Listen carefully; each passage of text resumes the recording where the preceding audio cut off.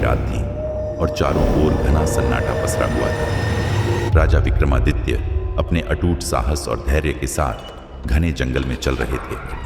पेड़ों की सरसराहट और जंगली जानवरों की हल्की आवाजों के बीच वे सावधानी पूर्वक कदम बढ़ा रहे थे। उनके कंधे पर वेताल बैठा हुआ था, जो हर बार की तरह पेड़ से लटकता हुआ अपने रहस्यमय अंदाज में विक्रमादित्य द्वारा पकड़ा गया था। राजा विक्रम ने अपने मजबूत हाथों से वेताल को कंधे पर उठाया और निर्भयता से अपने कदमों को जंगल के उस ओर बढ़ाया जहां उन्हें जाना था। वे जानते थे कि हर बार की तरह इस बार भी वेताल उन्हें कोई रहस्यपूर्ण कहानी सुनाएगा और अंत में एक कठिन प्रश्न पूछेगा, लेकिन विक्रमादित्य के धैर्य और बुद्धिमत्ता में कोई कमी नहीं थी।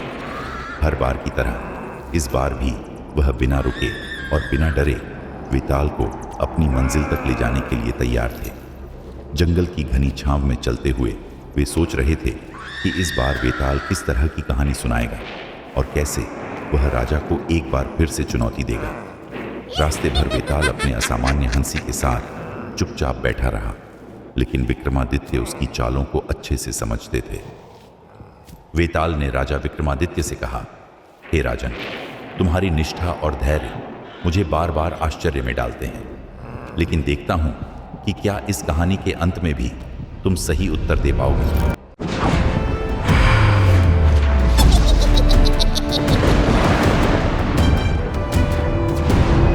बहुत समय पहले एक राज्य में एक धर्मप्रिय और न्यायप्रिय राजा का शासन था।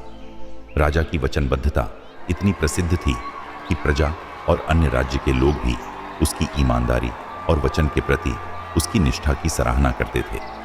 राजा का नियम था कि यदि वह किसी को वचन दे देता है तो किसी भी परिस्थिति में वह उस वचन को निभाने का प्रयास करता था। एक दिन राजा के दरबार में एक निर्धन ब्राह्मण आया और राजा से आशीर्वाद मांगा। राजा ने ब्राह्मण से उसकी इच्छा पूछी तो ब्राह्मण ने कहा, राजन, मैं निर्धन हूं और मेरे पास जीविका का कोई साधन नहीं है। कृपया मुझे एक ऐसा वचन दें जिससे मेरा जीवन संवर सके। राजा ने ब्राह्मण को वचन दिया कि वह उसे जीवन भर एक निश्चित धनराशि प्रदान करेगा ताकि उसका जीवन सुचारू रूप से चलता रहे। कुछ वर्षों बाद राज्य में सूखा पड़ा और अकाल की स्थिति उत्पन्न हो गई। राज्य की अर्थव्यवस्था बिगड़ गई और लोग भुखमरी का सामना करने लगे।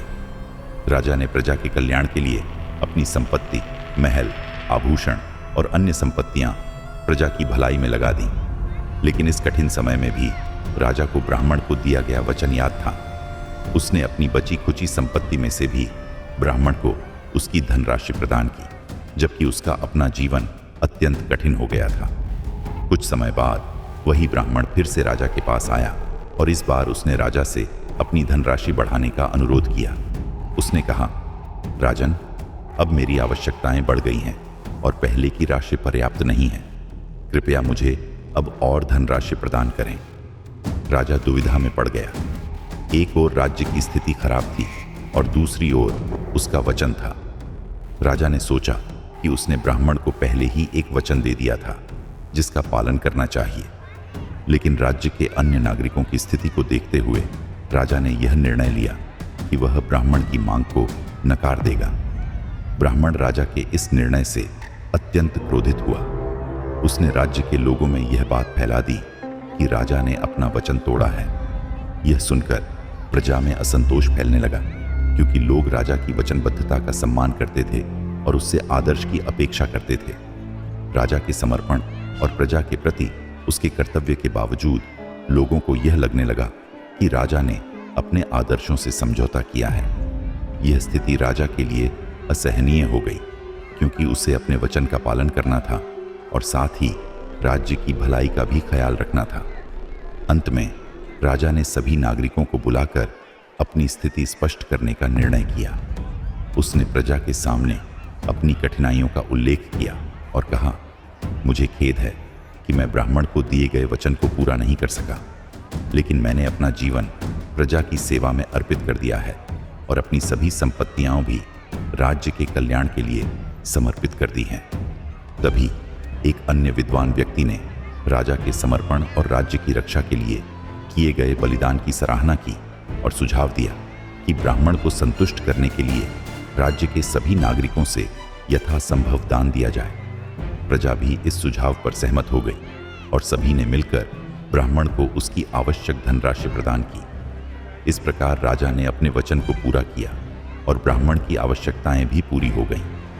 राजा की वचनबद्धता और राज्य की रक्षा के प्रति उसके समर्पण ने उसे एक बार फिर प्रजा का आदर्श बना दिया। कहानी समाप्त करने के बाद वेताल ने राजा विक्रमादित्य से पूछा, हे राजन, अब तुम ही बताओ, क्या राजा का निर्णय उचित था? क्या उसे राज्य की भलाई के लिए अपना वचन तोड़ देना चाहिए था या प्रजा के हित के लिए ब्राह्मण की मांग पूरी करनी चाहिए थी? राजा का सबसे बड़ा धर्म क्या था, वचन पालन या प्रजा की सेवा? राजा विक्रमादित्य ने कुछ क्षण विचार किया और फिर वेताल को उत्तर दिया, हे वेताल, इस कहानी में राजा ने एक आदर्श और विवेकपूर्ण निर्णय लिया। राजा का सबसे बड़ा धर्म प्रजा की भलाई और उनके कल्याण की रक्षा करना होता है, लेकिन साथ ही वचन का पालन भी राजा के लिए महत्वपूर्ण होता है, क्योंकि एक राजा की प्रतिष्ठा और प्रजा का विश्वास उसी पर टिका होता है। इस स्थिति में राजा ने दोनों कर्तव्यों का संतुलन बनाकर उचित न्याय किया। विक्रमादित्य ने आगे समझाया, राजा ने पहले से जो वचन दिया था वह उसकी प्रतिष्ठा और वचनबद्धता का प्रतीक था। कठिन परिस्थितियों के बावजूद उसने अपनी बची खुची संपत्ति से भी ब्राह्मण को उसकी धनराशि दी, जिससे उसकी वचनबद्धता स्पष्ट होती है।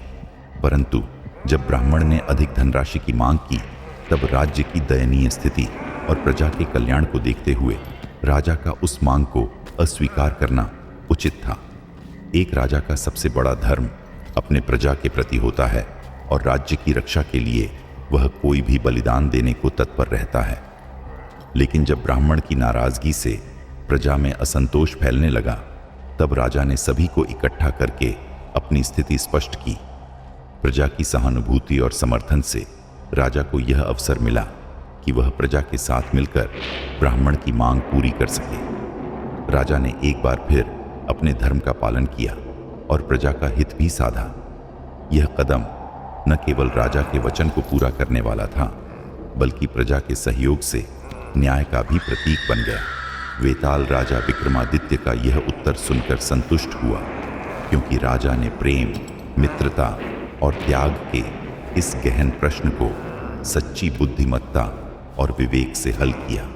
जैसे ही राजा विक्रमादित्य ने अपने बुद्धिमान उत्तर के साथ उसका प्रश्न हल किया, वेताल अपनी कुटिल हंसी के साथ खिलखिला उठा। राजा के उत्तर से संतुष्ट, लेकिन अपनी शर्तों के अनुसार, वेताल ने कहा, राजन, तुमने फिर से मेरा प्रश्न हल कर दिया और अपने मौन को तोड़ा। अब मैं एक बार फिर पेड़ पर लौटूंगा। यह कहते ही वेताल ने राजा के कंधे से उड़ान भरी और एक हवा के झोंके की तरह घने पेड़ों की ओर उड़ गया। विक्रमादित्य ने गहरी सांस ली, लेकिन उनकी आंखों में कोई निराशा नहीं थी। वे जानते थे कि यह उनकी परीक्षा का एक और हिस्सा था और उन्हें वेताल को फिर से पकड़ना होगा। बिना समय गंवाए उन्होंने अपने कदम उसी पेड़ की ओर बढ़ा दिए जहां से उन्होंने वेताल को पकड़ा था। अपने अडिग धैर्य और अटल संकल्प के साथ राजा विक्रमादित्य एक बार फिर इस रहस्यमयी सफर की ओर बढ़ चले, निडर और अजेय जैसे वे पहले थे।